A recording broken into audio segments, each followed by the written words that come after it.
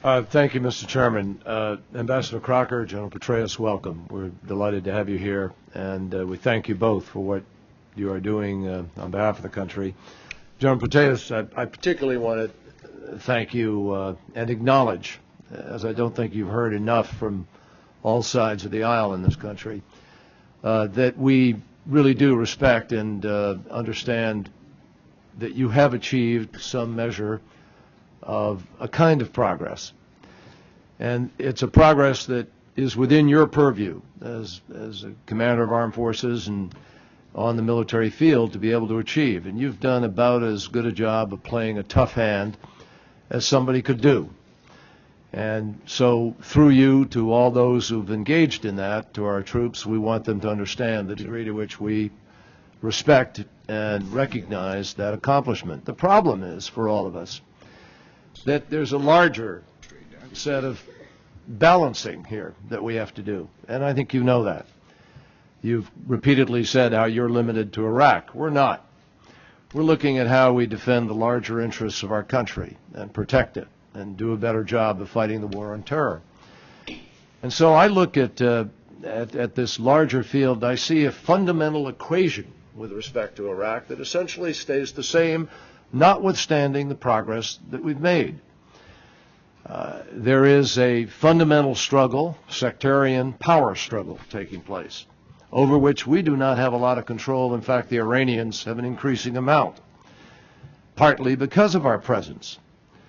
There is a dysfunctional government, stumbling here and there, occasionally trying to stand up, but fundamentally, most people would agree, unable to deliver a lot of services, with great difficulty to be able to reconcile the oil law, the constitutional changes, the real fundamentals that go to the core of the sectarian division. There is a decreasing ability, as Senator Dodd has pointed to, and General Odom last week before our committee, General McCaffrey, General Scales, others, have all pointed to the decreasing ability of our military to sustain this over a longest period of time. That is a message that not only we have heard, but believe me, our opponents have heard it. Everybody in the world has heard it, including our troops who live it with repeated deployments and stop loss and so forth. So the issue here is, how do we see our way to conclude this successfully? Now, in that regard, there's been a lot of misinterpretation and some sloganeering and a lot of exploitation, because I don't know anybody on our side who is suggesting you create chaos, just pull a plug, avoid responsibility. That is not the suggestion. The suggestion is that we change the dynamics which require something more of the Iraqis themselves.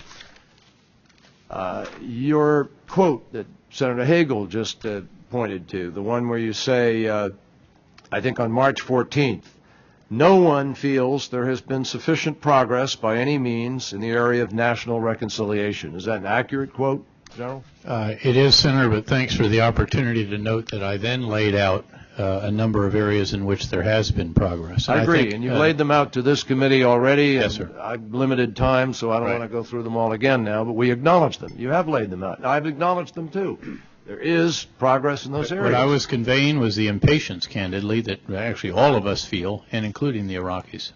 Well, you said this morning to the Armed Services Committee that war is not a linear phenomenon, that you can't predict certain things. Now, that is true if war were, in fact, the determinant of what is going to happen in Iraq.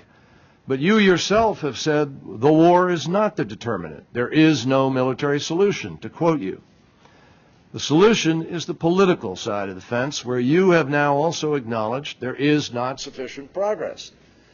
So my question to you is, do you ask yourself, I've had the Sunni chiefs who are part of the awakening.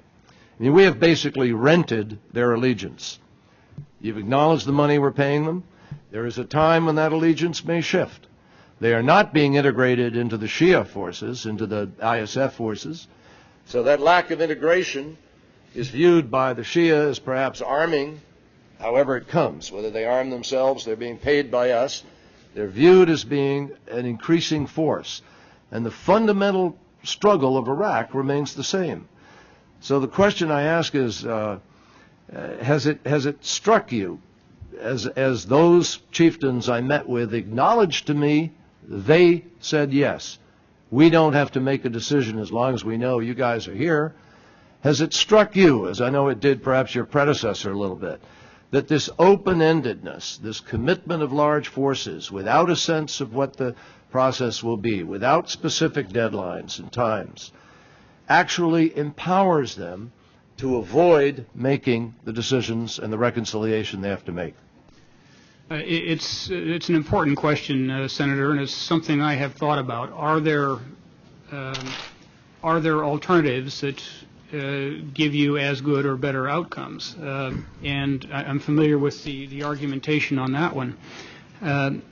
What I have seen during my little more than a year in Iraq now is that when we do see movement forward, when we do see a spirit of compromise, something other than a zero-sum mentality, it's when leaders and the communities behind them are feeling relatively secure enough to make trade-offs. We gave them security with 160,000 troops, and we didn't achieve the political progress we needed. How do you achieve it with less troops facing the drawdown realities of sustainability of our force?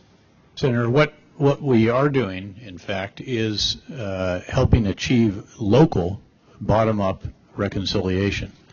And in fact, by the way, they are being integrated into the ISF. In fact, as a number of the Sons of Iraq in Anbar province, others in Baghdad have been integrated into the police. Some of those fighting in Basra actually are from the 1st Iraqi Army Division, which has a substantial Sunni complement in it. I do weigh this issue all the time, but what we are seeing at local level, actually, in Anbar... But it's a Sunni complement that operates as a Sunni complement. No, sir. It's part of an integrated Iraqi army. Yes, sir. In fact, the first commander of the 1st Division, I think, was Shia, and the second commander is actually Sunni. How many are there? There are 13 divisions now, sir. That are integrated? Well, they're varying levels, and again, depending on where they were raised, but the Iraqi army is an integrated force. Again, some of it is less integrated than others, again, depending on where it was recruited and trained, but certainly those in the midsection, and that's where the Iraqi 1st Division, as an example, is from. In Anbar province, what we are doing is precisely this. There's a substantial reduction going on there from 14 battalions down to about 6. And it is because there's not just paying off the Sons of Iraq, they're actually being integrated into the provincial structure. There's all kinds of political toing and froing. Some of that isn't pretty at times. It hasn't been overly violent, though. And gradually they're also engaging with Prime Minister Maliki. Sheikh Ahmed, the head of the awakening in Anbar province, has gotten more money out of Prime Minister Maliki than the provincial governor. Isn't there a contradiction, in a sense, in your overall statement of the strategic imperative, because you've kept mentioning al-Qaeda here today? Al-Qaeda, AQI, as we know it today, first of all, didn't exist in Iraq till we got there.